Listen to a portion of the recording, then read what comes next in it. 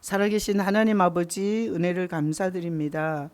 저희들을 그냥 버려두지 아니하시고 예수님께서 엠마오로 가는 두 제자의 대화 가운데 끼어서 성경을 열어주셨던 것처럼 주님께서 두세 사람이 모인 곳에 함께 하신다는 약속이 얼마나 감사한지 모릅니다. 이 유튜브로 하는 이 줌 성경 공부 가운데 주님 개입하셔서 주님의 복음의 진리를 밝히 깨닫고 그리고 또 그 복음으로 성장하고 그리고 예수 그리스도 안에서 변화와 그리고 열매 맺는 우리 모두가 될 수 있도록 축복하여 주시옵소서. 감사하고 예수 그리스도 이름으로 감사하며 기도합나이다. 아멘, 아멘, 아멘. 자, 우리 유다서 지금 보고 있잖아요.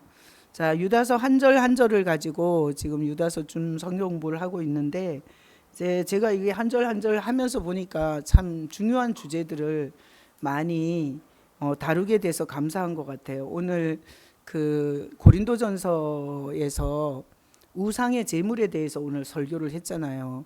그랬더니 이제 권사님이 우상의 제물에 대한 걸 확실하게 알게 됐다고 카톡방에 그렇게 쓰셨더라고요. 의외로 교회는 오래 다니고 신앙생활은 많이 했지만 아주 기본 개념을 모르고 있을 수 있어요. 그래서 오늘도 이 15절을 가지고 우리가 공부를 하는데 이 15절을 보면 이 주제가 굉장히 중요해요. 내가 이 교재를 만들면서 보니까 굉장히 중요한 주제가 이 15절에 있어요. 자, 그래서 15절 우리 다 같이 한 목소리로 읽어보겠습니다. 이는 뭇 사람을 심판하사 모든 경건하지 않은 자가 경건하지 않게 행한 모든 경건하지 않은 일과 또 경건하지 않은 죄인들이 주를 거슬러 한 모든 완악한 말로 말미암아 그들을 정죄하려 하심이라 하였느니라. 자, 유다서를 한 절 한 절 보고 있는데 성경은 한 절 한 절에 들어있는 너무나 이 메시지가 넓고 광범위하기 때문에 사실 한 절이 단어가 굉장히 많이 있잖아요. 그죠? 한 절만 해도. 근데 그 속에 한 단어 한 단어에 다 복음이 들어 있어서 한 절도 너무 많아. 자, 그래서 오늘 15절에 보면 뭇 사람을 심판한다는 말이 나오잖아요. 그죠? 뭇 사람을 심판한다. 누구를 심판해요? 경건하지 않은 자.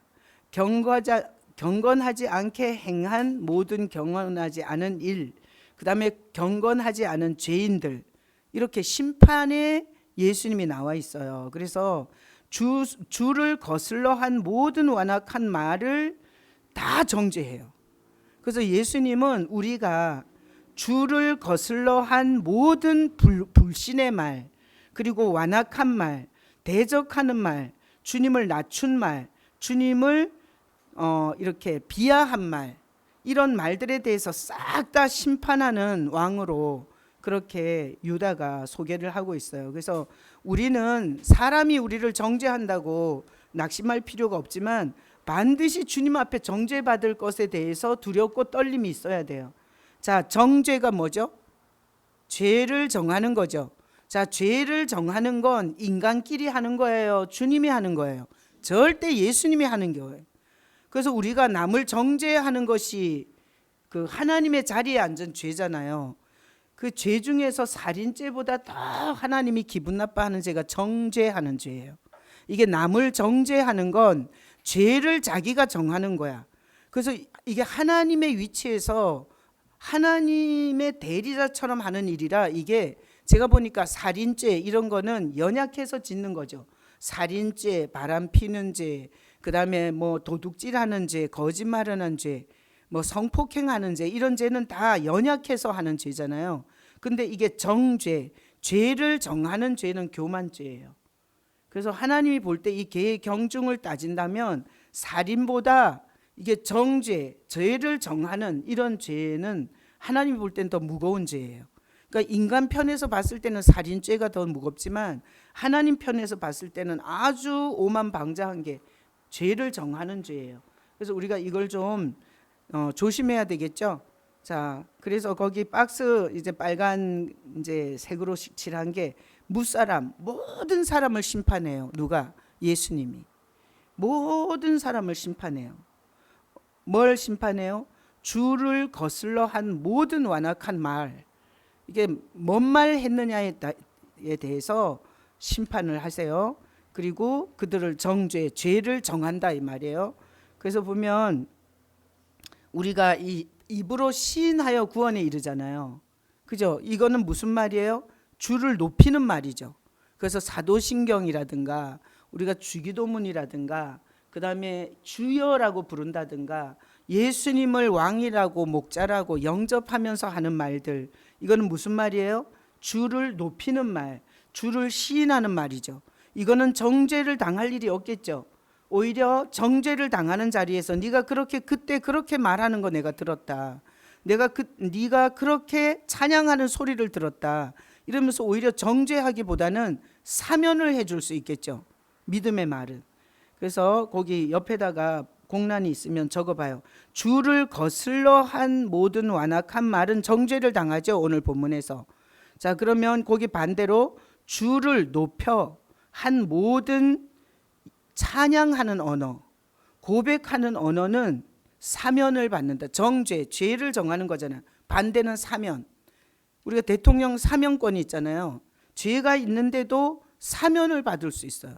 그래서 우리가 죄가 없어서 구원받는 게 아니라 내가 죄인이라고, 그리고 예수님이 우리를 위해서 대신 대속하신 걸 믿는다는 그 말로 사면을 받는 거예요. 그래서 지옥 가는 이유가 뭔지 알아요? 잘못했다고 말 안 해서 가는 거예요. 한마디로 잘못했다는 말을 안 해서 지옥 가는 거예요. 자, 그래서 오늘 그 15절을 가지고 오늘 이 메시지가 굉장히 중요해요. 자, 예수님은 두 가지 사역이 있는데, 자 보세요. 십자가를 걸어 놓으면 예수를 전부 표현할 수 있어요, 없어요? 다 전부를 못 표현해요. 그래서 십자가를 거는 것보다는 예수라는 이름을 쓰는 게 더 그분을 완전히 표현할 수 있어요. 자, 그래서 예수님의 두 가지 사역인데 교회가 너무 십자가를 강조하다 보니까 예수님의 정말 볼품없이 죽잖아요. 그러니까 초림 사역만 너무 강조가 되는 거야.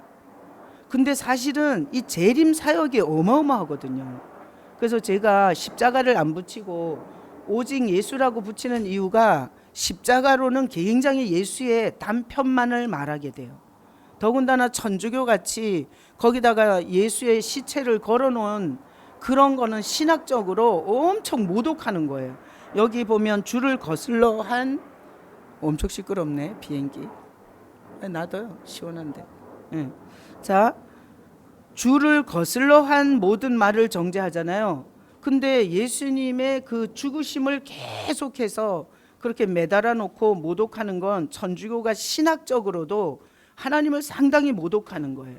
그래서 우리가 개신교를 보면 매달아 놓은 게 아니라 빈 십자가는 그래도 천주교보다는 신학이 굉장히 바르다고 봐야 돼요.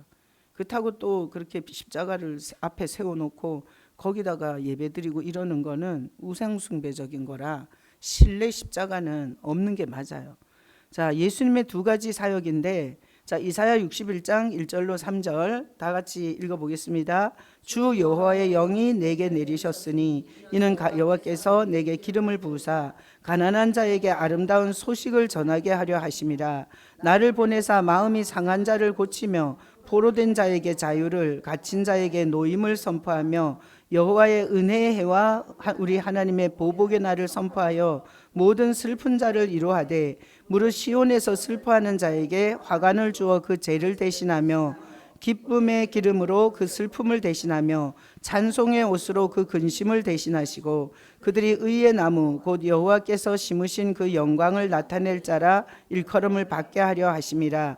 자, 이 이사야에 나오는 여기 보면은 다 메시아에 대한 말이에요. 내가 어떤 이단에 빠진 사람이 야고바 뭐 내 사랑하는 종 뭐 이러면은 자기 그 교주라는 거야. 성경을 그렇게 해석하니까 교주가 나오는 거예요. 여기 보면 주 여호와의 영이 내게 내리셨으니 여기다가 줄쳐놓고 우리가 예수님도 모르면서 여호와의 영이 나한테 내렸다고 큐티를 하면 잘못하는 거죠.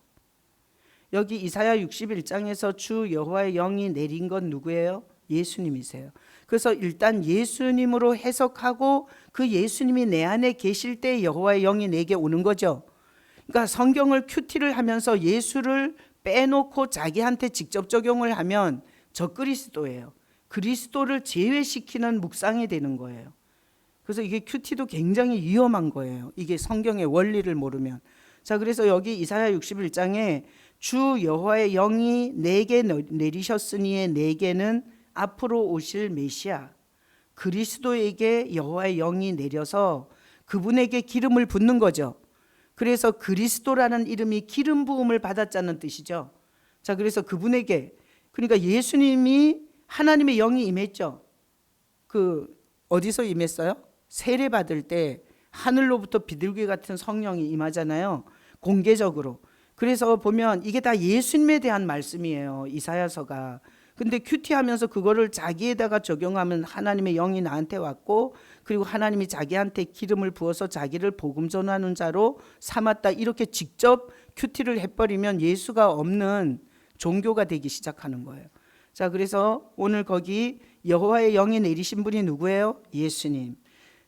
기름 부음을 받은 자가 누구예요? 예수님. 이 세상에 영적으로 완전히 헐벗고 가난한 우리 죄인들에게 아름다운 소식을 전해주신 분이 누구예요? 예수님. 자, 마음이 상한 자를 고쳐주시는 분이 누구예요? 예수님. 포로된 자, 죄의 포로를 완전히 풀어서 자유케, 죄에 갇혀있는 자들에게 완전히 노임을 선포해 줄 분이 누구예요? 예수님이세요. 자, 그래서 큐티 하는 것도 예수 없는 종교를 엄청 만들어요. 그래서 뭐 큐티 책 글씨를 큐티를 하루도 안 빠지고 큐티 일기를 쓰고 이러면서 이렇게 직접 적용하잖아요. 그럼 자기가 자꾸 이렇게 교주가 되는 거예요. 예수 없이 하나님이 자기를 직접 사랑하는 줄 알아요. 우리는 우리 정체성을 정확하게 알아야 돼요. 우리 안에 예수 없으면 하나님이 죽여야 할 대상이에요. 그렇죠? 왜? 죄인은 진노의 대상이기 때문에. 그래서 이런 종교적 업적을 가지고 예수 없이 하나님과 관계가 좋은 줄로 착각하게 하는 게 사탄이 그렇게 정체성을 왜곡시켜요. 자, 그래서 예수님의 시간은, 이거 제가 주일 설교할 때 한번 얘기했어요. 예수님의 시간은 2시간밖에 없어요. 거기 2절에 있는 것처럼 은혜의 해와 보복의 날을 갖고 있어요. 그래서 은혜의 해는 뭐겠어요? 초림이에요. 예수님의 초림은 완전히 죄인들에게 은혜를 주기 위해서 오셨어요. 자, 재림이 보복의 날이에요. 여러분, 초림의 예수만 알고 이 보복의 날에 하시는 예수를 성경에서 모르잖아요. 이게 방자해지는 거야. 그리고 경배가 안 되고 다 자기한테 맞춘 그런 귀신 같은 믿음이 되는 거예요. 그래서 우리는 예수님의 사역을 동전의 양면처럼 초림과 재림이 있다는 걸 분명하게 알고 있어야 돼요. 자, 은혜의 해는 뭐예요? 초림. 보복의 날은 재림. 자, 예수님께서 초림에서 심판한 적이 없죠. 그런데 보복의 날, 재림에는 완전히 다 심판이에요. 그래서 초림은 은혜를, 거기 앞에 말한 것처럼, 자, 가난한 자에게 아름다운 복음의 소식을 전하죠. 마음이 상한 자를 고쳐주죠. 포로된 자에게 자유를 주죠. 갇힌 자에게 노임을 줘서 은혜의 사역을 해요. 초림은. 그래서 예수를 만나는 자는 다 은혜를 받는 거예요. 자, 그래서 우리가 은혜 받았다는 얘기는 뭔가 하면 예수님에 대해서 더 깨달았거나, 그리고 예수님을 쳐다봤거나, 예수님을 찬양하고 경배했거나, 예수님이 터치해서 회개한 날이 은혜 받은 날이에요. 그러니까 이 은혜라는 자체도 싹 다 이 단어가 다 왜곡이 돼 있는 거예요. 뭐 이렇게 샤샤샤샤 기도하다가 뭐 무슨 느낌이 왔다 그러면 은혜 받았다, 이거 은혜 받은 게 아니에요. 그런 식으로 은혜를 몰아가잖아요. 그럼 사탄이 엄청 역사할 수 있어요. 예수 없는 이런 장난질을 치게 하는 거예요. 자, 그래서 보복의 날은 재림이에요. 재림, 심판의 날이에요. 그래서 예수님은 은혜의 날이 있고 심판의 날이 있는 만왕의 왕이고 만주의 주예요. 자, 보복의 날은 그 뒤에 설명을 했죠. 모든 슬픈 자를 위로해요. 여기서 모든 슬픈 자는 누구겠어요? 예수 믿으면서 세상에서 끄트머리에 있는 자 같고, 무시당하고 멸시당하고 미친년 취급당하고, 그리고 온갖 박해와 서름을 당한 자, 예수 때문에 눈물 흘린 자 위로해요. 오셔서. 그래서 우리가 이렇게 신앙생활하다 좀 억울하고, 그리고 엄한 얘기를 들을 때 주님 아시지요? 그러고 그냥 털어버려야 돼요. 몰라서 그러니까. 자, 그래서 이 심판의 날은 예수 믿으면서 그 눈물 흘리고 그리고 불이익을 당하고 사도 바울처럼 엄청나게 두드려 맞고 초대교회 성도들이 사형 선고를 받고 순교를 당하고 이랬던 자를 위로하러 오세요. 그래서 얼마나 강력한지 몰라요. 이 보복이 주님이 재림에 오는 그날까지 자기 자녀들에게 한 모든 악인들을 밟는 날이라 어마어마하게 잔인하고 말로 다 할 수 없이 무서워요. 그래서 우리 지난주에 한 것처럼 그 바벨론 거기에서 나오라 그러잖아요. 거기에 참여하지 말라 그러잖아. 왜 그러나 하면 너무나 무섭게 심판하기 때문에 괜히 거기 도매금으로 가 있다가 거기서 주님의 발에 그냥 거기 요한계시록에 나와 있죠. 1500 스타디온에 그냥 밟아버려. 그 피가 그 성에서부터 1500 스타디온인가 하여튼 그렇게 그 말굴레에서 피가 터져서 아주 질겅질겅 다 밟아버려요. 얼마나 잔인하게 보복하는지 몰라요. 자, 퀴즈. 예수님이 잔인해서 잔인하게 보복한다. 1번. 너무나 믿는 자들을 고통을 줬기 때문에 그렇게 잔인하게 보복한다. 2번 몇 번이에요? 2번이에요. 그러니까 예를 들어서 내 새끼를 어떤 깡패가 정말 엄청 괴롭혔잖아요. 그러면 내 새끼를 사랑하는 것만큼 보복하게 되겠죠. 그죠? 그래서 보복이 어마어마하게 잔인해요. 이 요한계시록에 보면. 그래서 하나님이 보복이 취미여서 그런 게 아니고 그동안 수천 년 동안 교회를 멸시하고 예수 믿는 사람을 조롱하고 그리고 만왕의 왕 만주의 주에 대해서 오만 방자에게 거기 그랬죠. 주를 거슬러 한 모든 완악한 말. 야 미쳤냐 예수 믿게? 너 이런 과학 시대에 그렇게 교회 가서 처 엎드려 갖고 그래서 너 인생 되겠어? 뭐 이런 거슬러 한 모든 말에 대한 모든 것의 보복을 재림해서 하세요. 그래서 저는 요한계시록을 읽어보면 정말 모양이라도 주님을 거스르고 싶지 않아요. 그러니까 힘들고 어렵더라도 주님 편에서 살고 싶지 주님을 거스르는 자리에는 모양도 같이 하고 싶지 않아요. 자, 그래서 거기 예수님의 사역은 몇 가지? 2가지. 무슨 사역? 초림. 무슨 사역이에요? 초림이 은혜의 사역이에요. 구원의 사역. 자, 2번째 사역은 뭐예요? 보복, 심판, 보복. 총 결산해서 보복해요. 그래서 우리가 이렇게 악을 이렇게 예를 들어서 우리가 여기 있잖아요. 근데 이제 예를 들어서 지혜가 너무 못돼 처먹은 거야. 예를 들어서. 그래서 우리가 이런 생각하고 저렇게 못돼 처먹은 인간은 어떻게 가만 놔두지? 근데 하나님은 몰아서 심판하는 경향이 있어요. 이승훈 전도사님 전도서 8장 11절. 여기다가 그 구절을 내가 맡겨놨어. 암송하죠? 딱은 못해도. 그러니까 내용이 그지. 악인이 즉시 보복하지 않아서 악을 행하는데 담대하다 그지. 그러니까 우리는 몰아서 심판하는 하나님도 알고 있어야 돼요.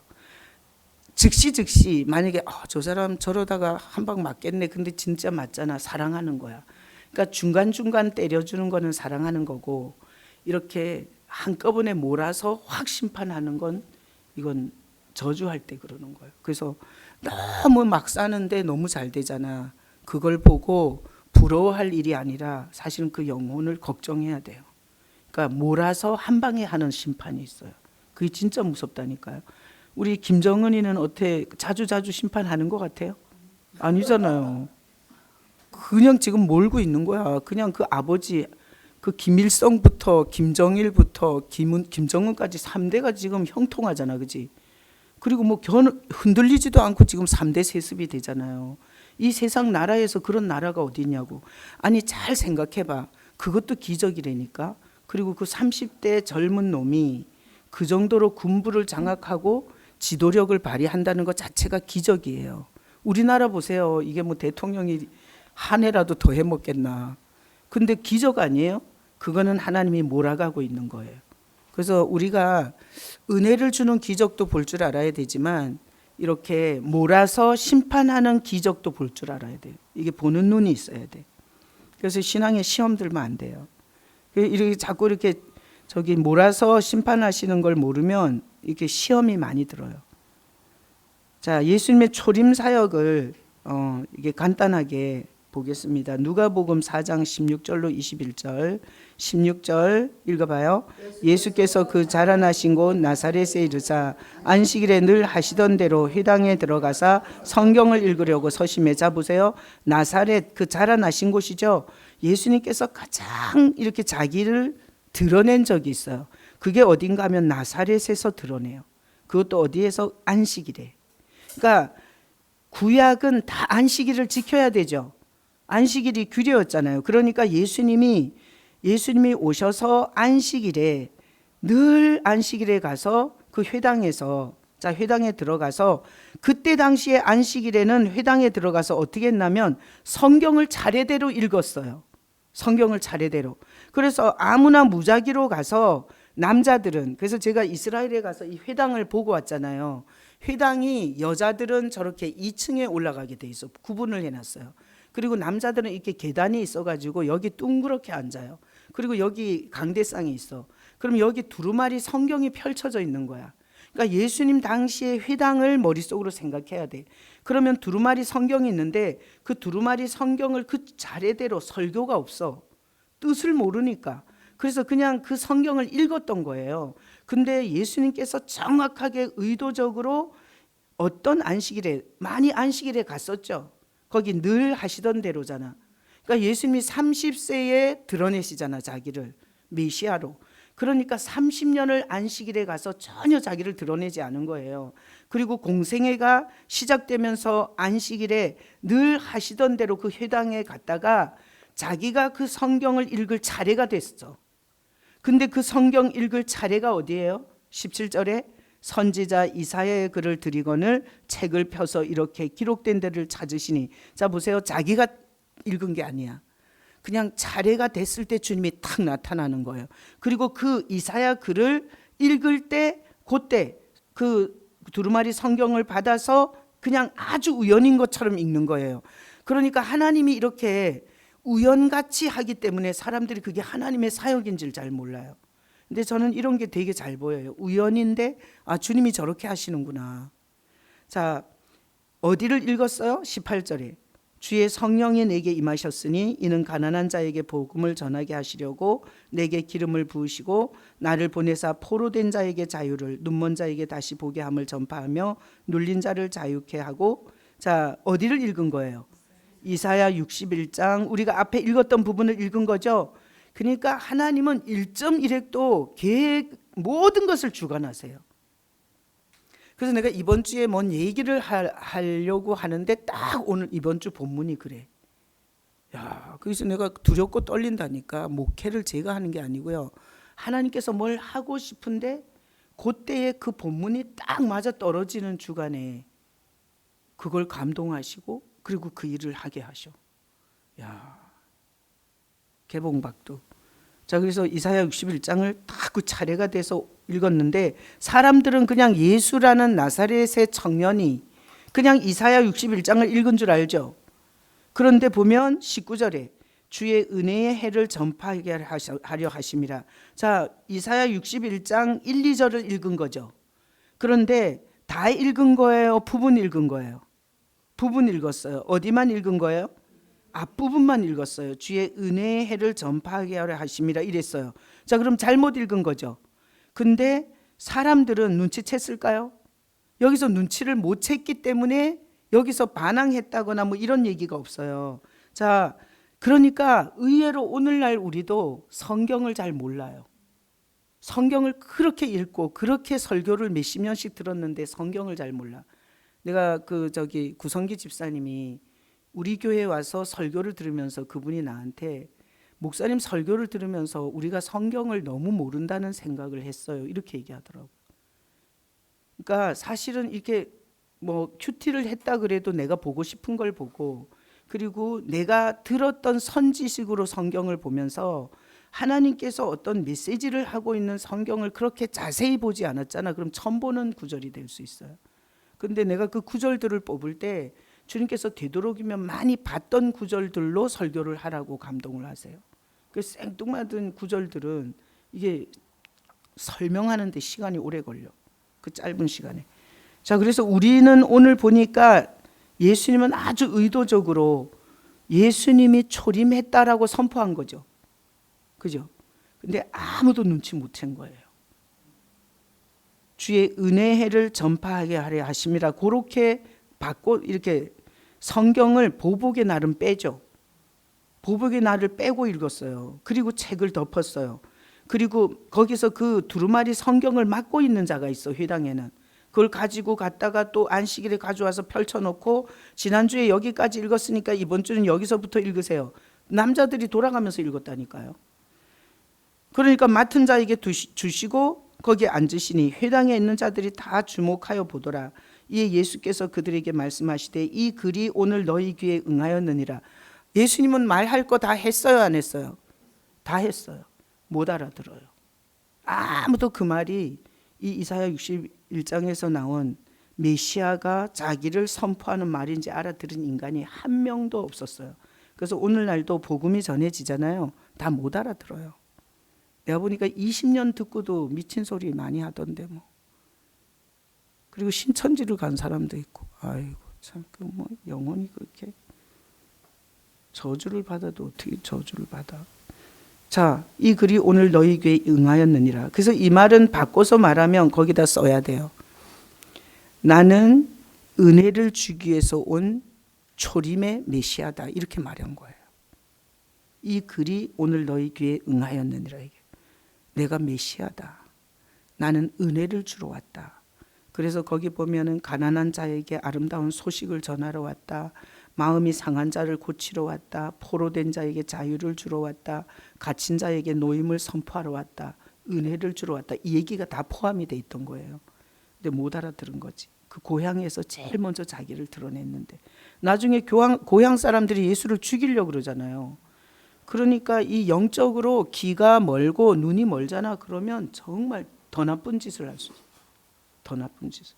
저 바깥에 있는 사람 예수를 몰라서 못 믿어서 지옥 가는 거잖아. 우리는 듣고도 못 믿어서 지옥 가면 우리 죄가 더 큰 거 아니에요? 자, 누가복음 7장 21절로 22절 읽어봐요. 마침 그때에 예수께서 질병과 고통과 및 악기 들린 자를 많이 고치시며 또 많은 맹인을 보게 하신지라.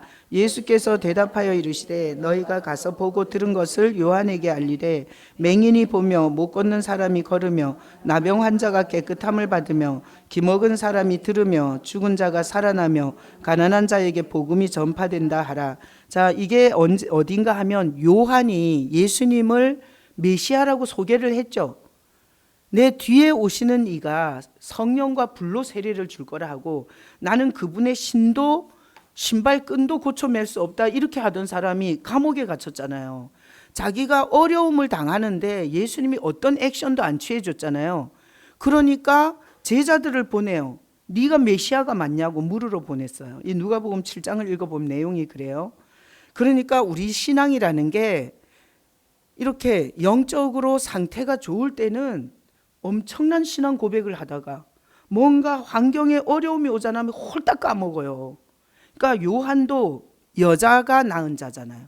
죄성을 갖고 있었고 그리고 부르심은 예수님의 길을 예비하는 역할이었지만 자기가 감옥에 갇혀서 아니 메시아면 빼내주든지 아니 무슨 액션을 취해야지 예수님이 전혀 자기를 돌보지 않으니까 제자를 보내서 당신이 메시아가 맞나고 물어보라 그랬어요. 그랬더니 가서 이렇게 얘기하라 그런 거예요. 예수께서 질병과 고통과 악기 들린 자를 많이 고치고 많은 맹인을 보게 하고 이게 다 거기 이사야 61장에 포로된 것에서 자유를 주는 거죠. 귀신의 포로, 질병의 포로 이런 것에 대해서 이게 소경된 자, 완전히 시력이 닫혀서 이 갇혀 있는 어둠에 갇혀 있는 자에게 완전히 다 노임을 주잖아요. 자, 예수께서 대답하여 이르시되 너희가 가서 보고 들은 것을 요한에게 얘기해 주라는 거야. 그러니까 뭐 변명할 것도 없어. 내가 메시아다 아니다 할 것도 없고 내가 지금 하는 사역을 보고 그에게 가서 그대로 전해주라 그러는 거예요. 그래서 이 이사야 61장 1절로 3절 예수님의 시제를 모르고 신앙생활을 하면 방자해지든지 시험에 들든지 그리고 신앙을 끝까지 버티지를 못해요. 왜? 현실적 복을 안 주면. 번영 신학에 빠져서 내가 한 세상 사는데 복 안 주고 내 소원 들어주지 않고 새벽 기도, 철야 기도, 금식 기도 하는데 내가 그렇게 기도한 거 안 들어줬잖아. 그럼 때려치는 거예요. 이게 예수님의 이 두 가지 사역을 모르면 절대 목적지까지 못 가요. 내가 성도들의 신앙을 보면 너무 해맑은 거야. 너무 어린아이 같은 거야. 이게 하나님의 이 프로젝트는 너무너무 거대한데 너무 그림이 큰데 그 큰 그림을 못 보는 거야. 그러니까 저는 설교를 통해서 큰 그림을 굉장히 많이 보여주고 있는 거예요. 자, 일반 설교는 보면 이렇게 굉장히 지엽적인 주제를 다루는 거예요. 뭐 기도를 하면 응답을 해준다. 그 다음에 또 마음의 치유는 이렇게 받는다. 이게 다 지엽적인 거거든요. 근데 문제는 뭔가 하면 우리가 이 코끼리 전체를 모르잖아요. 그걸 모르는 거거든요. 설교는 큰 그림을 그릴 수 있게 해줘야 돼요. 그러잖아. 그러면 성경의 그 프로젝트 안에서 성도들이 그 부분을 이겨가는 거야, 신앙이. 근데 설교가 너무 이게 쪼잔한 것들을 많이 다루는 것 같아. 내적 치유니 그다음에 병 고침이니 예언이니 그다음에 현세적 복이니 기도 응답이니 이런 거 있잖아. 그거는 전체 그림에 대해서 전혀 못 보여주는 거예요. 지금 오늘 이 그림도 전체 그림인 거죠. 내가 지난주 설교도 전체 그림인 거죠. 그리고 예수님을 쳐다보면 이곳에서 저곳으로 옮기는데 꼭 현세에서 내세로만 옮기는 게 아니라 내가 그래서 잠깐 얘기했잖아요. 정지훈 목사가 이게 폐혈증에 걸려서 죽어갈 때 가장 많이 쳐다봤다고. 내 일생에 그렇게 눈이 짓무르듯 쳐다본 적이 없어, 예수를. 근데 그렇게 쳐다봤는데 건강하게 옮겨줬잖아. 그죠? 예수님을 쳐다보면 옮겨줘. 전체 그림을 계속 그려주는 거예요, 설교를 통해서. 근데 잘 들을 줄 모르는 사람 맨날 똑같은 소리 한다 그러는 거지. 성경도 똑같은 소리 하는데 창세기부터 계시록까지. 자, 그래서 요한에게 예수님이 맹인이 보며 못 걷는 사람이 걸으며, 그게 이사야 61장의 초림 사역을 다 얘기한 거죠.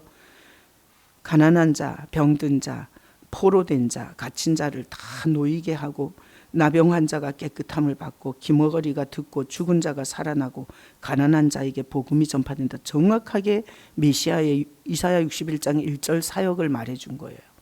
그러면 요한이 알아들었어야 되죠. 알아들었는지 못 알아들었는지는 몰라. 그렇지만 어쨌든 감옥에서 목 잘려 순교해서 주님이 거둬주기는 했을 것 같아요. 근데 요한도 인간인데 엄청 믿음이 흔들린 거를 성경이 기록해요.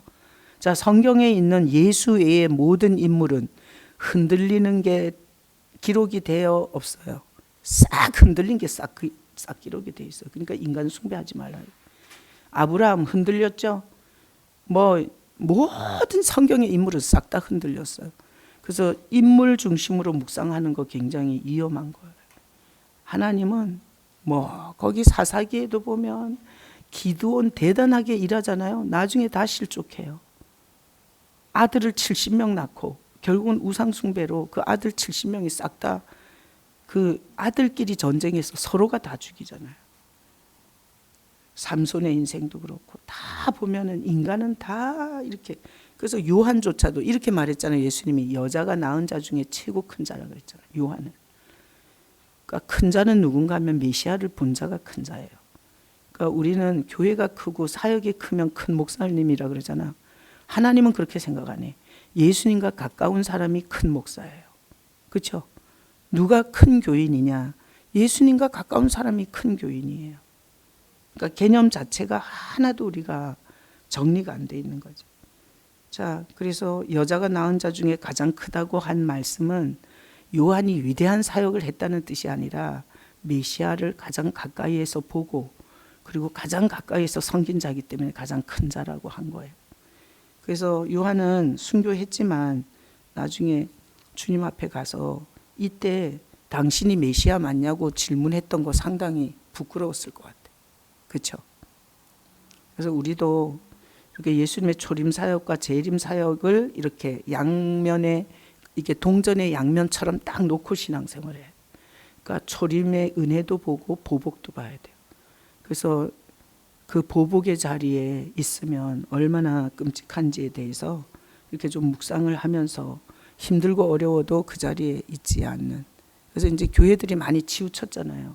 번영 신학으로 치우치고 성장 우상 숭배로 치우치고 목회자 탐욕과 욕심으로 치우치고.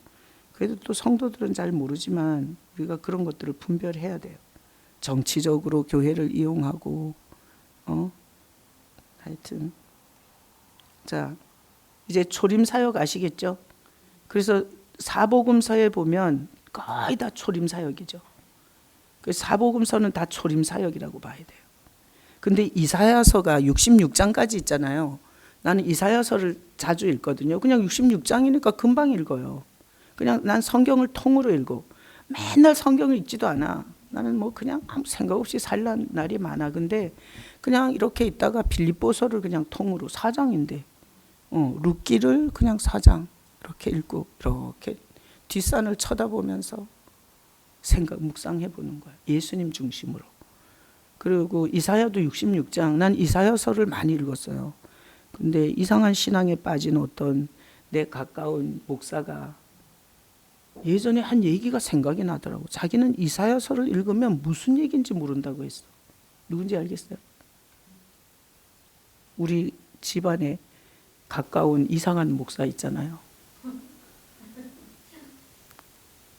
아니 나는 그게 옛날에 했던 얘기인데 너무 좋아하고 너무 영적으로 교제 많이 하고 정말 신령했고 알지? 누군지 알지?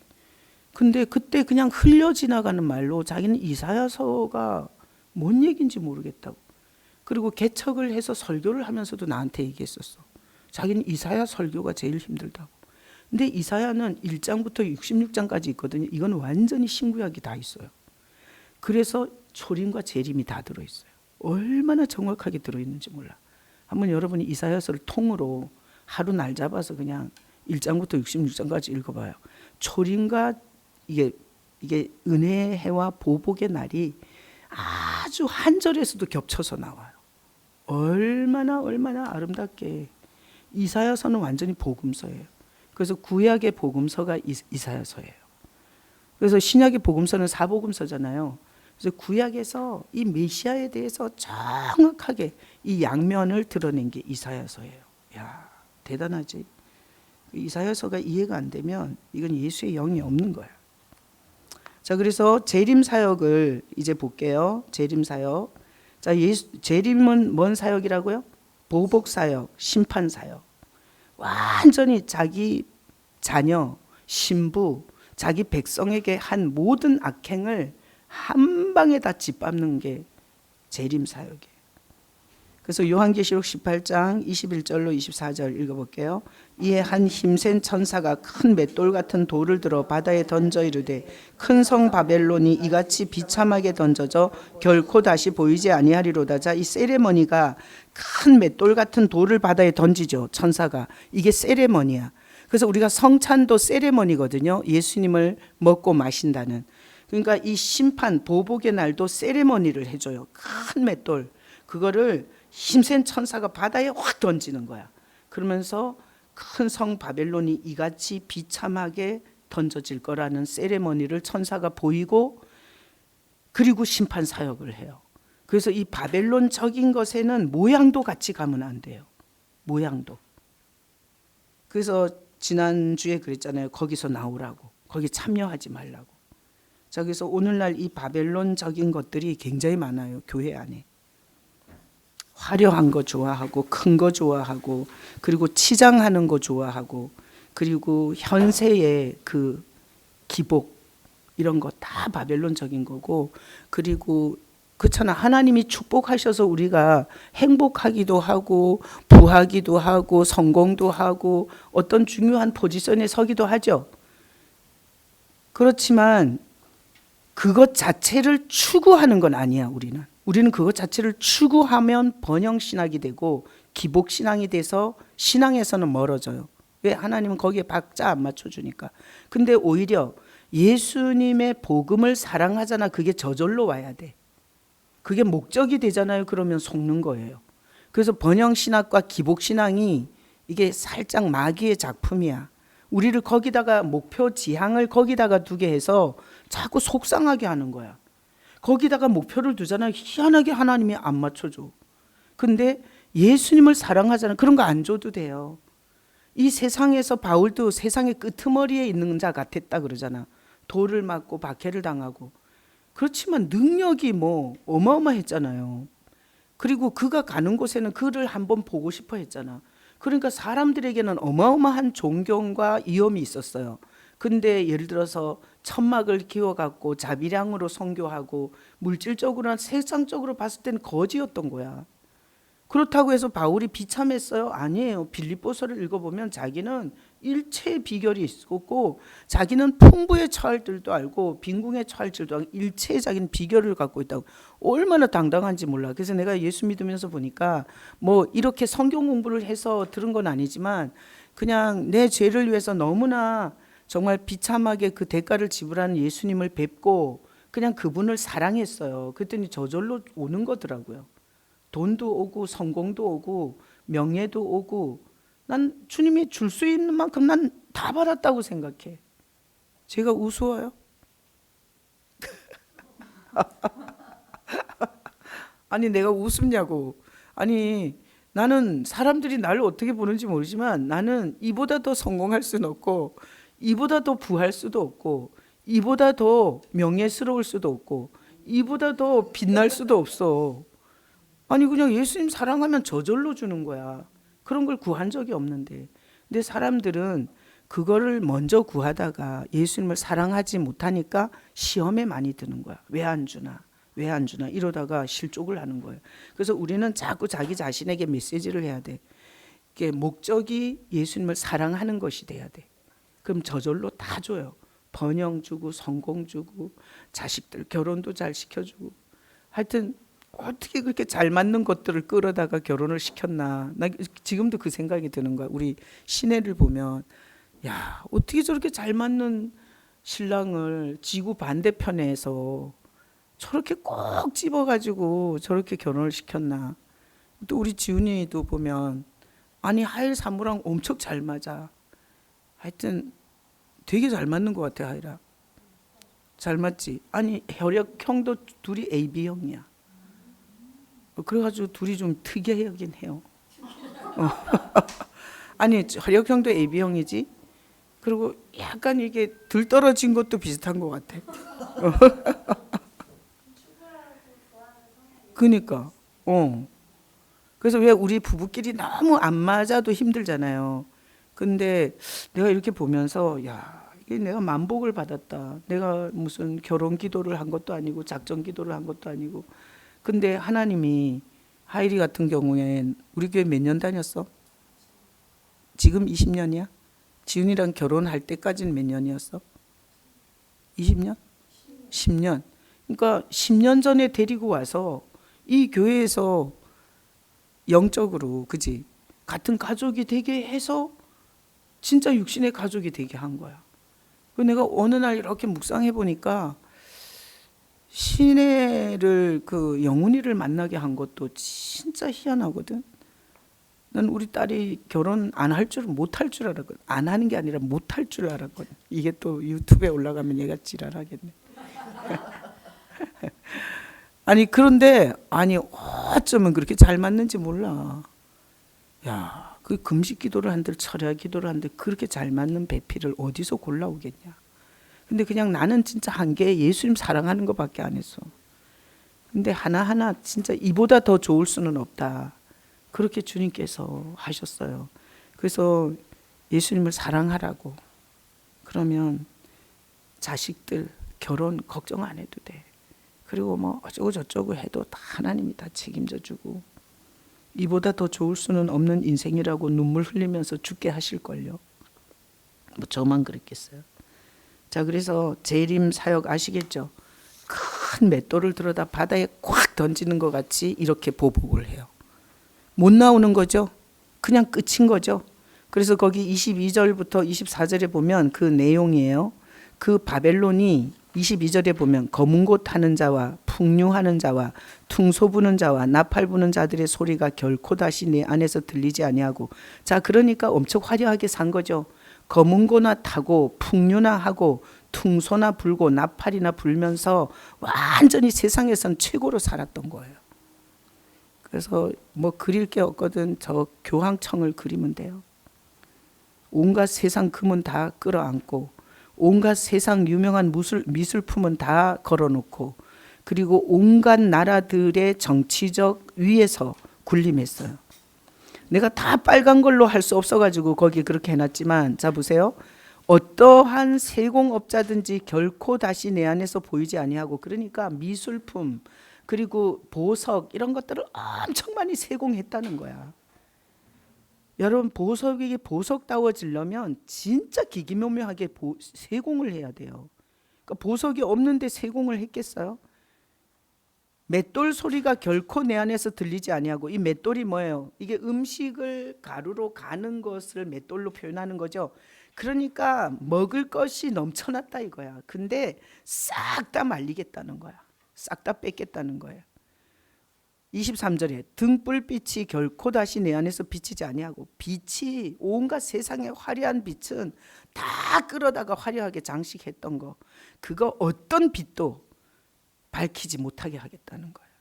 그리고 신랑과 신부의 음성이 결코 다시 내 안에서 들리지 아니하리라. 이건 꼭 결혼을 얘기하는 게 아니라 기쁨을 얘기하는 거예요.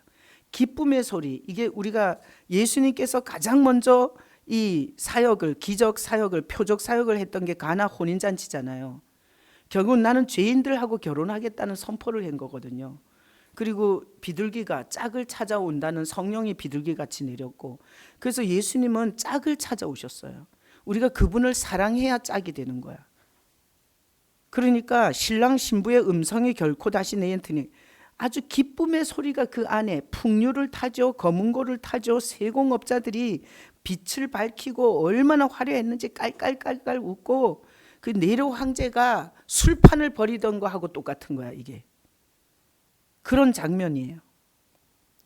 너의 상인들은 땅의 왕족들이라. 거기다가 물품을 댈 일이 너무 많았기 때문에 세상의 모든 상인들은 다 거기하고 연계가 돼 있는 거예요.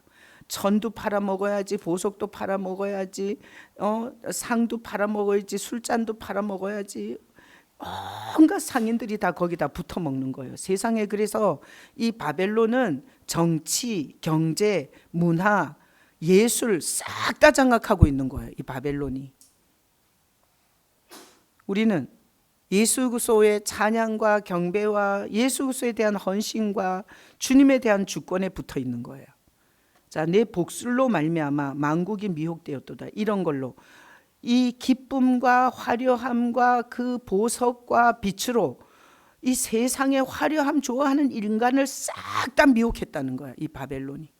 그래서 큰 거 좋아하고 화려한 거 좋아하고 유명한 거 좋아하고. 그래서 내가 그런 사람 제일 싫어하잖아. 우리 목사님은 뭐 유학해갖고 뭐 박사학위를 받았고 이런 말 하면 내가 그 교회로 가라 그러잖아. 그런 거 좋아하면 그런데 그냥 그게 복술이에요. 복술. 이 바벨론의 복술이 뭔가 하면 복술이 뭔지 알죠? 무당이 점칠 때 쓰는 술수거든요. 대나무를 흔든다든지 옛날에 최남순 권사는 보자기 도사한테 점치러 갔었다 하더라고요. 그게 보자기 도사 최남순 권사 듣고 있나? 안 들어왔네. 나중에 듣겠지 뭐. 자 보세요. 보자기 도사한테 최남순 권사님이 그랬어요. 보자기 도사 하도 인생 살다가 힘들어가지고 보자기 도사한테 점치러 갔더니 보자기를 이렇게 뒤집어 쓰고 점을 친대. 그리고 또 부채 도사 아시죠? 코미디에서 나온 거. 부채를 이렇게 세워놓고 때 이러면 이제 그러면 이쪽으로 넘어지면 오케이, 이쪽으로 넘어지면 노. 코미디에서 재료로 그거 썼어요. 부채 도사. 그러니까 그게 복술인데, 자 바벨론의 복술은 뭐예요? 성공이고 화려함이고 그리고 금은 보하고 그리고 화려한 빛이에요. 그게 복술이야. 그래서 빛의 나방 날아들듯이 그게 똥에 똥파리 끼듯이 영적으로 바벨론적인 것은 싹 다 그리 몰리게 돼 있어요. 여기서 창세기 1장에 보면 창조할 때 종류대로 창조하잖아요. 하나님은 창세기부터 계시록까지 꼴곱게 얘기해요. 종류끼리 모인다고. 그래서 가인은 누구 종류예요? 바벨론 종류예요. 아벨은 그것은 하나님 종류예요. 그러니까 야곱과 에서가 태어나잖아요. 종류로 쫙 갈려요. 쌍둥이인데도 그냥 발뒤꿈치를 잡고 나왔는데도 에서는 바벨론과예요. 야곱은 하나님과예요. 그러니까 성경은 올곧게 이 종류가 갈라진다는 것에 대해서 그게 쌍둥이도 필요 없고 형제도 필요 없고 같은 교회도 필요 없고 그냥 바벨론과 하나님 것은 갈라져요. 종류대로. 이게 종류대로 창조했다는 게 엄청 무서운 말이고요. 이게 계시록까지 가요. 종류대로. 여러분이 예수님의 종류가 되시길 축복합니다. 자, 퀴즈. 예수님의 종류가 되려면 예수님이 어디 계셔야 돼요? 내 안에 계셔야 돼요. 그분이 내 중심, 그분이 내 사는 이유, 그분이 내 말하는 근거, 그리고 그분이 나를 붙잡아 주시는 왕과 목자여야 돼요. 그래야지 예수과가 돼요. 24절에 선지자들과 성도들과 및 땅 위에서 죽임을 당한 모든 자의 피가 그 성중에서 발견되었느니라. 자, 이 바벨론의 특징은 하나님과 하나님의 종류는 항상 죽여요. 그래서 가인이 아벨을 죽인 거예요. 그리고 에서가 야곱을 죽이려고 하죠. 그래서 도망치잖아요. 11명의 형들이 요셉을 죽이려고 하고 싹 다 종류로 갈라져요. 자, 그리고 사울이 다윗을 죽이려고 하죠. 다 죽이려고 해요. 지금도 바벨론적인 교회는 예수 그리스도의 복음적인 교회를 죽이고 싶어 해요. 그래서 이런 싸움이, 나는 지금 애국 운동하는데 엄청 싸우잖아요. 나는 누가 누군지는 모르겠지만 누군가는 하나는 복음이야. 그리고 누군가는 그 반대편에서 싸우는 자는 바벨론이에요. 목적이 있는 거야. 헌금이 많이 나오고 유명해지잖아요. 여러분 애국 운동하면 유명해져요. 내가 어떤 목사가 막 누가 나한테 들어보라고 보냈어. 근데 막 그 정치 운동하는 거 있잖아. 그 차별금지법. 그거 이제 앞에 나서서 이거 막아서야 된다. 우리 교회가 앞장서야 됩니다. 막 하더라고. 근데 그분이 거기에 부름받았을 수도 있고 사람들의 요구가 그러니까 맞춰서 춤을 출 수도 있어요. 그건 하나님만 아셔. 그래서 내가 지금 애국운동 하시던 분들이 막 싸우고 있는데 나는 생각하는 거야. 한쪽은 이쪽일 거야. 죽이는 쪽. 그리고 한쪽은 희생, 얻어맞는 쪽이에요. 그러니까 우리 시각으로 누가 누군지에 대해서 함부로 말할 수는 없어. 그지? 그건 이게 영적인 뿌리가 깊기 때문에. 근데 그냥 뭐 개인적으로 추측은 할 수 있지 않아요? 나도 나름 추측은 해. 그리고 이렇게 한번 점검을 해봐요. 뭐라 하나. 그리고 이게 말을 들어보고 이게 목적이 어디로 향해 있나를 보잖아요. 그럼 나와. 근데 사람들이 그걸 보는 눈이 없어서 그런 거예요. 자, 그래서 바벨론은 자 특징이 화려하다. 그리고 사람들이 흠모할 만하다. 그리고 내가 갖고 싶은 걸 다 갖고 있다. 그런데 진짜 하나님의 사람들은 박해한다. 죽인다. 이 두 가지를 갖고 영을 분별해야 돼요. 끼리끼리 모여 끼리끼리. 절대 속일 수가 없다니까. 무슨 일이든지 터지면 다 끼리끼리가 되게 돼요. 종류대로 되게 돼 있어요. 그걸 분별할 수 있는 눈을 가지셔야 돼요. 악에는 참여하지 말라잖아. 그죠? 뭐 불쌍해서 참여해줘요. 그래서는 우린 영적인 걸 지킬 수가 없어요. 자, 요한계시록 20장 11절로 12절. 자, 또 내가 크고 흰 보좌와 그 위에 앉으신 이를 보니 이제 심판의 보복의 모습이 이제 20장에 있어요. 땅과 하늘이 그 앞에 피하여 간 데가 없죠. 싹 다 이 피조물, 우리가 그렇게 숭배하고 더 갖고 싶고 그리고 땅 한 평이라도 더 등기하고 싶고 이랬던 게 싹 다 그 앞에서 의미가 없어져요.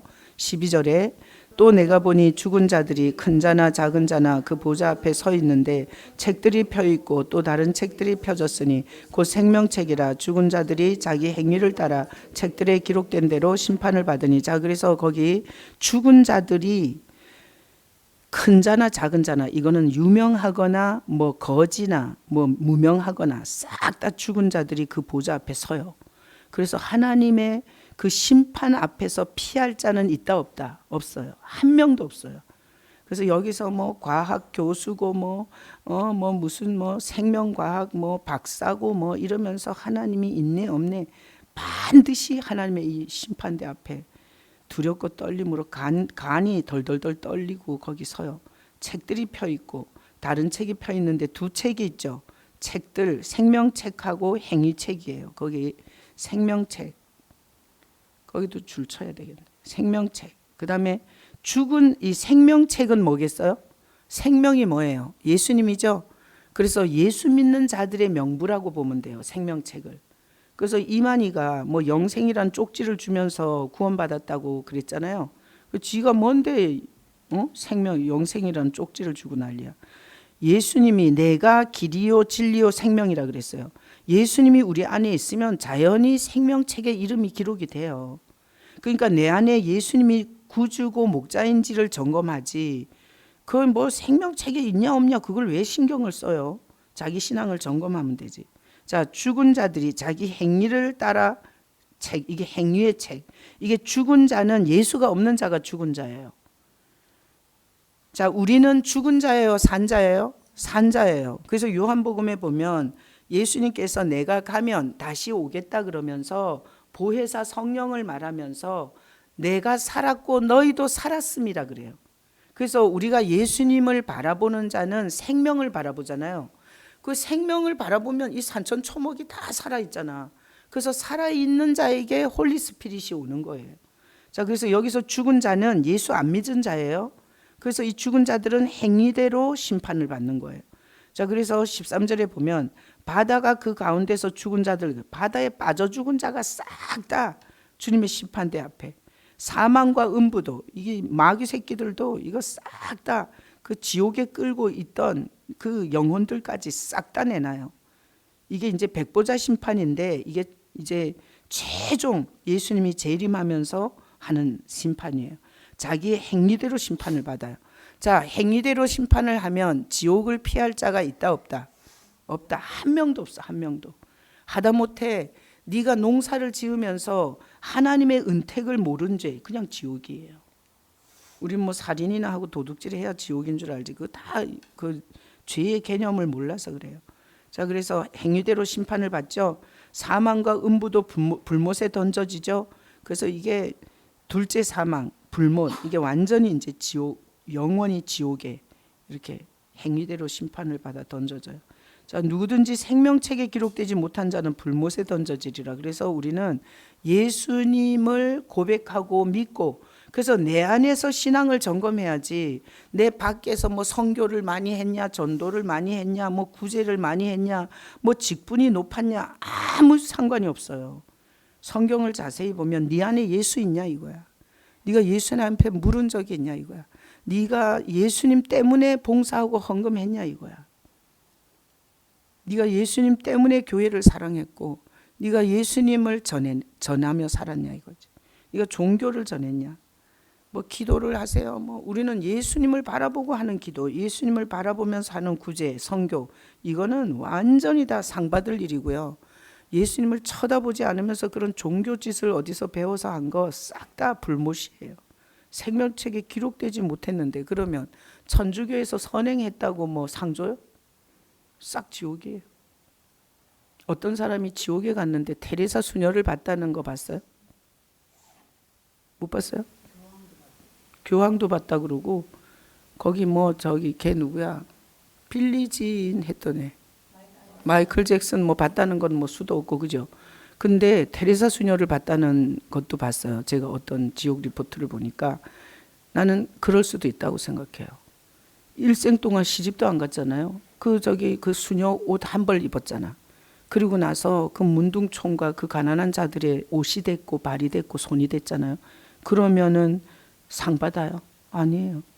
선행이 예수보다 앞서잖아요. 그게 선행이 우상숭배가 돼요. 구제가 우상숭배가 돼요. 또 뭐 기독교 교회 안에서도 자기는 가서 예수님은 전하지 않고 그것만 열심히 하다가 목사로서 죽었어. 그러면 우리 또 뭐 지옥에서 볼 수도 있는 거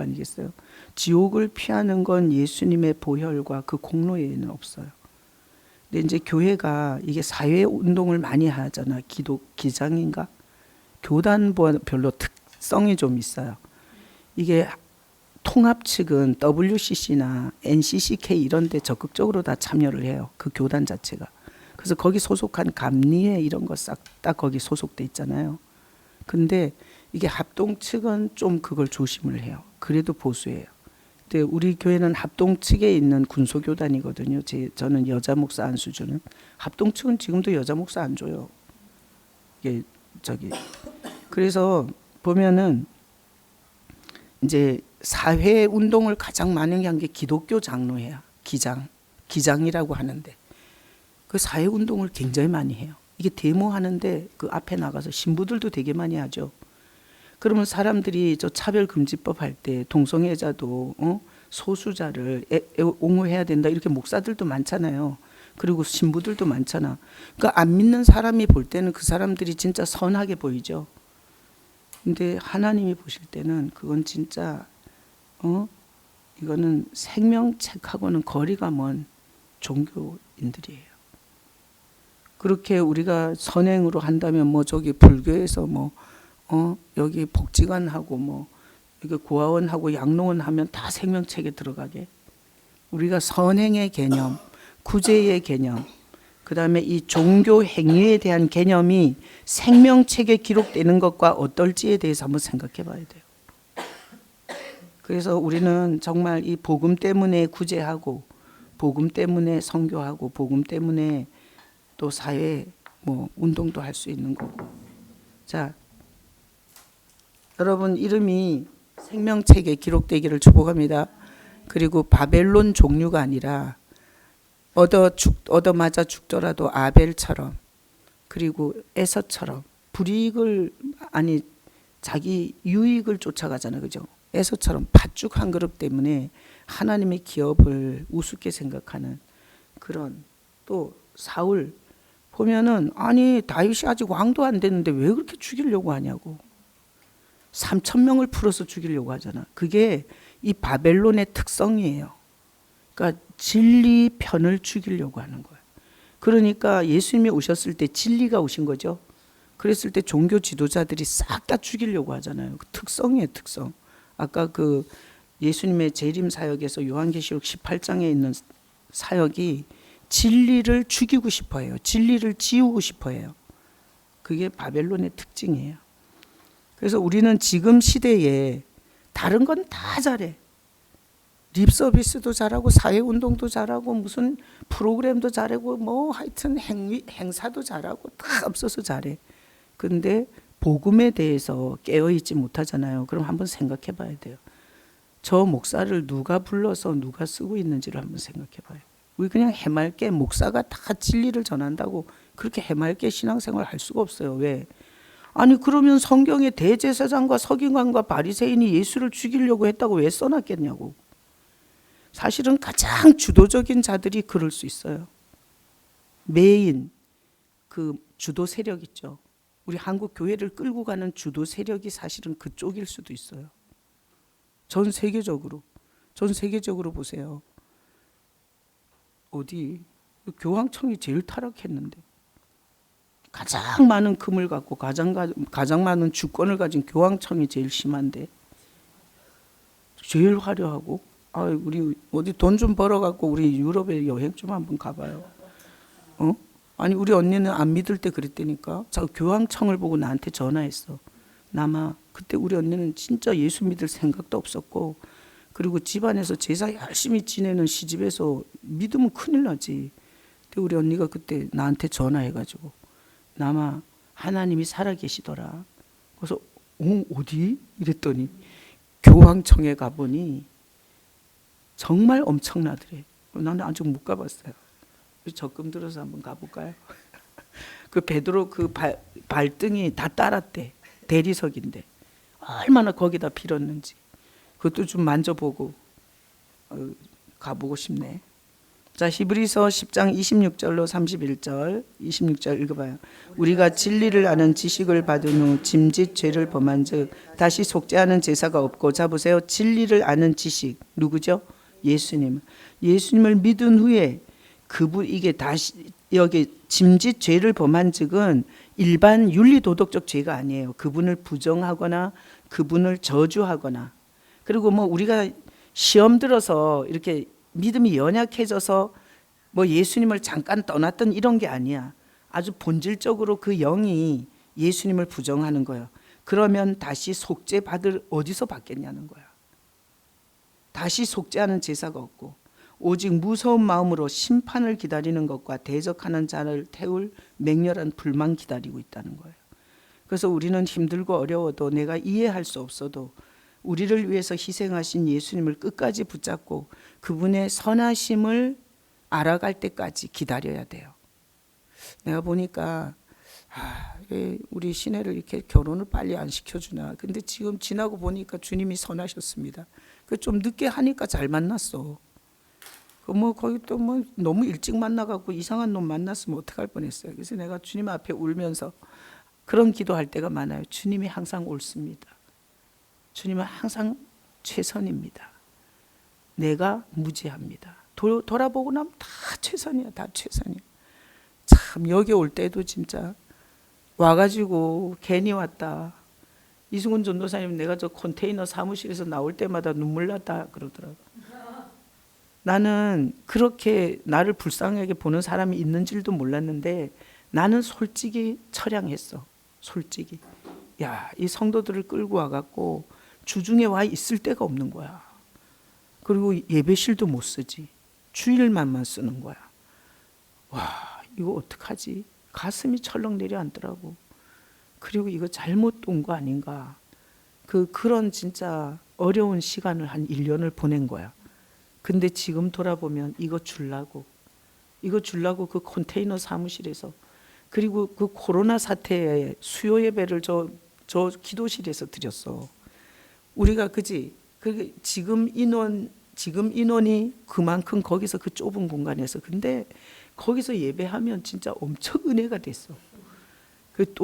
그지? 저기 어디 핍박 시대에 그 지하 카타콤 같았어. 우리 맨날 거기 카타콤이라 그랬어. 근데 그런 서름의 시절을 지났는데 그때는 이해를 못했지. 근데 지금 돌아보면 구한 적도 없고 달라지도 않고 돈도 없고, 근데 이 좋은 장소를 주시려고 그랬던 거야. 우리 인생에도 좀 내 계획대로 안 될 때는 더 좋은 걸 주려고 그러는 주님을 믿어야 돼요. 그렇죠? 자, 그래서 구약의 28절에 모세의 법을 폐한 자도, 자, 이건 율법이죠. 그냥 하나님의 법이잖아. 근데 그 모세의 법을 폐한 자도 두세 증인으로 말미암아 불쌍의 여김을 받지 못하고 돌로 맞아 죽었어요. 그러니까 구약에서 율법을 범해도 이렇게 죽였는데 하물며 29절에 하나님의 아들을 짓밟고 자기를 거룩하게 한 언약의 피를 부정한 것으로 여기고 은혜의 성령을 욕되게 하는 자가 당연히 받을 형벌은 얼마나 더 무겁겠느냐 너희는 생각해 보라는 거야. 그래서 이 재림의 예수를 생각하셔야 돼요.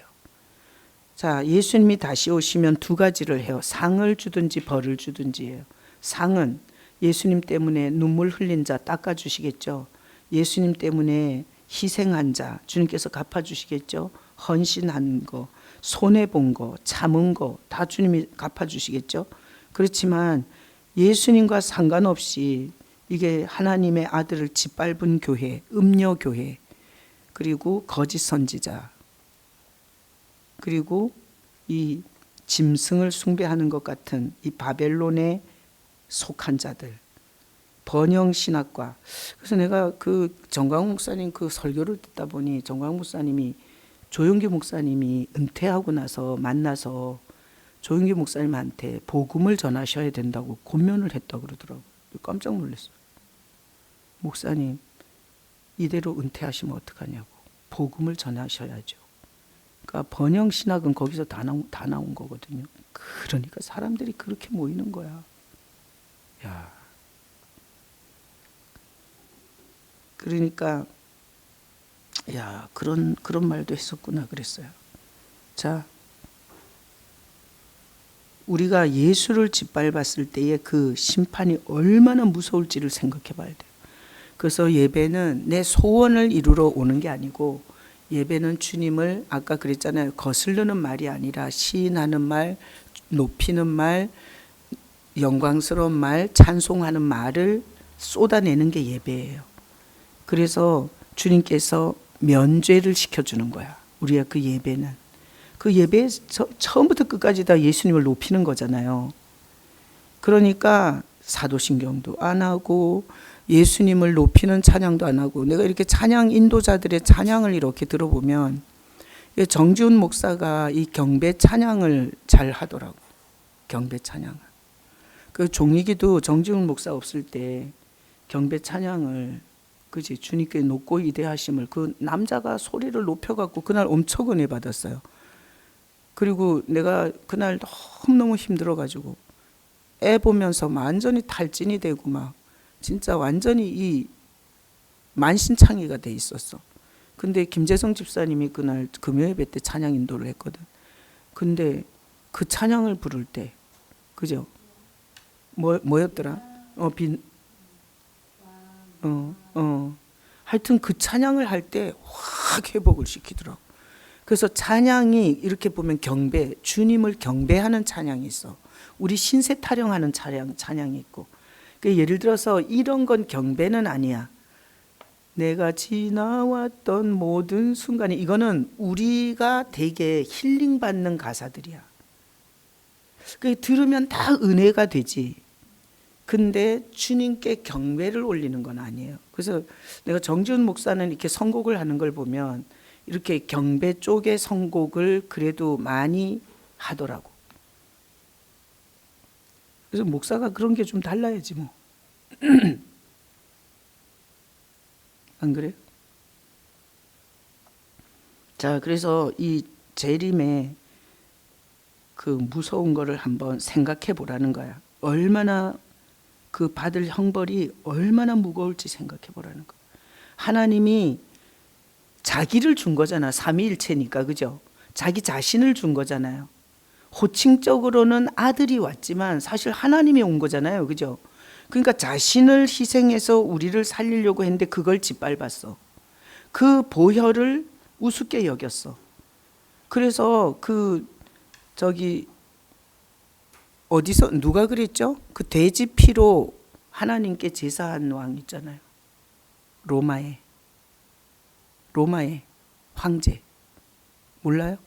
돼지 피로. 그러니까 하나님을 조롱하느라고 돼지 피로 제사한 자가 있어요. 모르세요? 아, 이름이 생각이 안 나네. 그러니까 그런 식으로 조롱했잖아요. 이거 어떻게 하나님이 갚아야 되겠냐고. 그죠? 그래서 저는 이렇게 묵상을 해봐요. 이 컵이 만약에 1,500원짜리잖아. 그럼 이 컵은 1,500원 가치가 있는 거잖아. 근데 우리의 이 죄값은 하나님의 값이잖아. 그러니까 우리 죄가 그렇게 무거웠다는 거잖아. 그지? 그리고 이 하나님이 자기를 내어준 값을, 이걸 조롱했을 때의 그 하나님의 진노가 정말 얼마나 클지 나는 많이 묵상해봐요. 자, 원수 갚는 것이 내게 있으니 내가 갚으리라 하시고 또다시 주께서 그의 백성을 심판하리라 말씀하신 것을 우리가 아노니, 정말 무서운 건 31절이에요. 여러분, 다리 팔이 잘리는 건 무서운 게 아니야. 돈을 잃는 건 무서운 게 아니에요. 막말로 자식이 먼저 죽는 것도 무서운 게 아니야. 진짜 무서운 게 뭔지 알아요? 살아계신 하나님의 손에, 진노의 손에 빠져들어가는 게 진짜 무서운 거예요. 그래서 어떤 경우에는 자식을 앞세울 수도 있죠. 그렇지만 그건 그렇게 저주가 아니야. 그렇게 무서운 상황이 아니야. 그 자식이 구원받았다면. 자, 보세요. 내가 교도소 사역을 갔을 때 그 세월호 침수, 그 물에 빠져 애들이 그렇게 죽고 나서 그 교도소에 있는 여자가 그러더라고. 목사님, 아니 그 여자는 뉴스도 못 본 거야. 근데 우리는 그 사건을 듣고 갔잖아. 근데 그 여자가 집회에 나와갖고 어젯밤 꿈에 그렇게 많은 애들이 이렇게 배가 침몰하는데 다 막 하늘로 올라가더래, 애들이. 그래가지고 그런 사고가 있었다고. 그러니까 거기서 물이 막 차올라오면서 그 주일학교 때 이렇게 들었던 그 주님을 부르면서 구원받은 애들이 있었던 거예요. 그날 거기 집회 가갖고요, 은혜 받고 왔어요. 바깥에서 누가 그런 꿈 꿨어? 그 교도소 안에서 그런 꿈을 꿨다 하더라고. 이제 또 5.18 오잖아, 그지? 그러면 또 뭐 난리 나잖아. 민수기. 자, 요 샘플이 민수기에 나와 있어요. 구약에. 자, 읽어봐요. 그가 이 모든 말을 마치자마자 그들이 섰던 땅바닥이 갈라지니라. 땅이 그 입을 열어 그들과 그들의 집과 고라에게 속한 모든 사람과 그들의 재물을 삼키매 그들과 그의 모든 재물이 산채로 스올에 빠지며 땅이 그 위에 덮이니 그들이 해중 가운데서 망하니라. 자, 모세를 거슬렀던 고라에 속한 모든 집과 모든 속한 사람들이 재물과 함께 산채로 스올에 빠지죠. 그래서 이걸 가지고 목사를 거슬리면 안 된다 이렇게 하는데 그거는 너무 작게 적용하는 거고요. 사실은 진리 되신 예수님을 거스르는 자는 산채로 스올에 빠진다는 구약의 모형이에요. 그래서 예수 그리스도를 대적한 자, 구원의 방법이고 구원의 유일한 길인 예수님을 거기 아까 하나님의 아들을 짓밟았다 그랬잖아요. 그래서 교회가 하나님의 아들을 높이고 있는지 하나님의 아들은 짓밟고 목사가 자기 프로필과 자기 무슨 언변과 그리고 자기 학식과 자기 의로 그렇게 자기를 높이고 있는지 정도는 분별을 해야 돼요. 교회를 분별할 때. 자, 그래서 예수님을 대적해서 산채로 하나님이 이 예수님의 그 재림의 사역을 이 고라의 케이스로 구약에서 보여준 거예요. 그래서 요한계시록에 그대로 이게 아까 둘째 사망이죠. 그래서 제가 공식을 얘기해 줬잖아요. 한 번 태어나면 몇 번 죽어요? 2번 죽어요. 한 번 태어나면 2번 죽어. 육신이 한 번 죽고 둘째 사망이 있었죠. 그렇게 불못에 던져지고요. 2번 태어나야 돼. 육신이 태어나고 예수로 태어나야 돼. 2번 태어나면 육신에 한 번 죽어요. 이거는 어디서 들은 얘기가 아니라 내가 성경을 이렇게 읽고 그리고 설교를 하고 그리고 복음을 전하다 보니 이 공식이 나오더라고요. 한 번 태어나면 2번 죽고 2번 태어나면 한 번 죽는다. 참 얼마나 감사해요. 우리에게 이런 은혜를 주시고 그리고 내가 주일날도 얘기했지만 저 똥개를 4마리 중에 쟤를 택해 와갖고 보면은 정지훈 목사가 안고 다니지 4일 사모가 막 사랑이 뚝뚝 떨어지는 눈으로 안고 다니지 한우리는 자기만 한 개를 그걸 또 목에다가 막 걸치고 다니지 한나는 또 얼마나 또 끌어안고 다니지 저런 사랑을 받고 있으니 내가 보면서 복음이 보여. 복음이 우리가 박스 안에서 세상에 주눅 들고 상처받고 그래서 막 떨고 있는데 주님이 그 박스 안으로 이렇게 내려다 보신 거야. 우리가 살려달라고 애처로운 눈으로 쳐다본 거지. 그래서 주님이 우리를 이렇게 오늘까지 이렇게 사랑을 주시고 함께 해주시고 이렇게 저 개를 보니까 택함이라는 주제가 되게 많이 보였어요. 택함. 4마리 중에 택해졌잖아. 그죠? 근데 똑같은 거잖아. 우리도 무슨 이유인지 모르는데 주님의 손에 택함 받은 거잖아요. 참 이런 묵상 해보면 눈물 나고 그리고 내 꼬라지를 보면 택함 받을 자격이 없어. 뭘 한 짓이 있냐고. 근데 그분이 택해 주신 거야. 일방적으로. 그 만물의 주인이 그 천하 우주 만물을 만드신 분이 진짜 눈물 나지. 그래서 오늘 이제 나눔이 뭔가 하면 예수님이 나를 가장 기쁘게 받으신 한 장면이 있다면 우리가 지금까지 정말 많은 우여곡절 끝에 여기까지 왔는데 주님께서 딱 인상 깊게 예수님을 쳐다봤거나 불렀거나 뭐 찬양을 했거나 헌금을 했거나 그리고 뭔가 양보를 했거나 참았거나 이게 굉장히 구체적인 한 장면을 한번 생각해 보면 좋을 것 같아요. 그래서 내가 주일날 이곳에서 저곳으로 옮겨준다. 예수를 쳐다봐야 된다. 예수님을 쳐다보지 않는 성교, 구제, 기도, 뭐 봉사 싹 다 지옥이다. 내가 그 얘기를 하면서 이제 찬양을 부르고 나서 멘트를 했잖아요. 내가 정지훈 목사가 배꼽이 시커멓게 썩어 들어갈 때 복수가 차고 이제는 못 살린다고 할 때 나는 그때 신앙이 없었거든요. 그러니까 그때 정말 그 병실 그 14일 돼갖고 2.8kg를 낳는데 젖을 못 먹여. 그래갖고 이게 어른 침대에다 입원을 시켰어요. 소아병동이 아니라 내과 어른 병동에 입원을 했어요. 그러니까 요만하더라고. 딱 세만해. 그거를 어른 침대에 눕히니까 정말 요만한 거야. 근데 그거를 수시로 이게 끌고 들어가서 척수액을 뽑는 거야. 그 바이러스, 그 염증, 그 균을 찾아야 되니까 척수액을 뽑을 때 쟤는 죽어 나와. 들어가면 온 병원이 난리가 나는 거야. 그 신생아의 울음소리로. 그러니까 이게 온 몸이 갈기갈기 찢기는 것 같아. 산후조리가 어디 있어? 산후조리가 완전히 자지도 못하고 먹지도 못하고 완전히 거기서 병실에서 그러고 있었는데 나는 뭐 산후조리 뭐 통증도 없어 지금. 그러니까 그것도 다 햇말인 것 같아.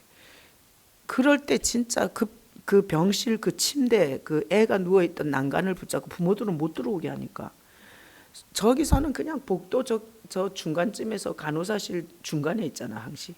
거기 끌려가서 애는 죽는다고 소리 고래고래 우는 소리가 나지. 요만한 애가.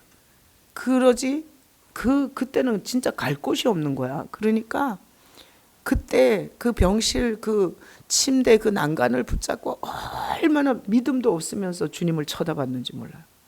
야, 내가 요 한 장면을 정말 아무것도 의지할 것 없이 주님을 그렇게 쳐다봤던 건 그때인 것 같아. 지금 보면 그때 내가 우울증 걸려서 주님 쳐다봤을 때 하고는 잽이 안 돼. 자식이 앞에서 그런 고통을 당하는 걸 보면서 그 주님을 쳐다볼 때 나는 그 장면이 생각이 나서 주일날 멘트를 한 거예요. 자, 여러분들도 그렇게 쳐다봤는데 그때 주님이 그럴 수 있잖아요. 그때 네가 그 고통 중에 날 쳐다보는 걸 봤다. 기분 기쁘실 거 아니야. 맨날 남편 쳐다보고 돈 쳐다보고 그냥 자식 쳐다보고 살다가 그냥 처음으로 죽으라고 주님 쳐다본 거지. 울면서. 그러면서 그때 내가 기도를 했어요. 주님, 내가 이 아이를 바칠게요. 어디서 들은 건 있어가지고. 아니 애는 죽을 것 같은 거야. 그때는 신앙도 없었어요. 나 완전히 5년 동안 그 종교인으로 다녔잖아. 그러니까 나는 쟤네를 키우다가 우울증이 온 거지. 처음으로 주님을 쳐다본 건 그때 쳐다봤다니까. 뭐 예수를 쳐다본 것도 아니야. 예수도 몰라. 그냥 종교로 다녔으니까. 근데 그냥 하나님이라는 분을 막연하게 그때 가장 처절하게 쳐다봤던 것 같아. 그리고 어디서 주워 들어갔고 살려주시면 바칠게요 뭐 이랬다고 내가 거기서. 그리고 나서 나는 뭐 잊어먹었어. 그리고 쟤한테 한 번도 내가 그런 기도를 했다고 네가 목회자가 돼야 된다고 얘기를 한 적이 없어. 그리고 나는 내가 뭐 급하니까 그랬으니까 뭐 쟤가 그 길 가야 된다고 나는 생각한 적도 없고. 그래서 오히려 간다 그래서 내가 왜 가려고 그러냐고 막 말렸지.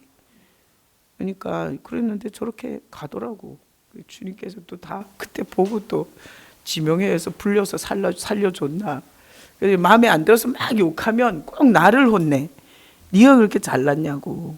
내가 부른 종인데 네가 왜 잔소리하냐고. 그래 나 엄청 욕을 많이 먹었어요. 그래서 이제 잘 얘기를 안 하잖아.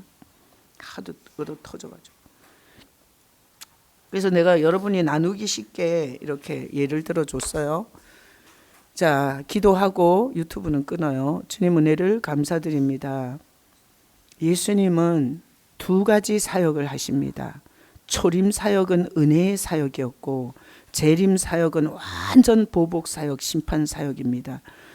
주님은 자주 적들을 때리는 게 아니라 싹 몰아놨다가 저 교황청이 화려의 극치로 가고 금계의 극치로 가고 온 세상 정치와 문화와 모든 예술의 극치로 치달을 만큼 치닫게 가만히 뒀다가 주님께서 재림하시며 완전히 큰 맷돌을 바다에 던지듯 그렇게 주님께서 보복하시고 심판하십니다.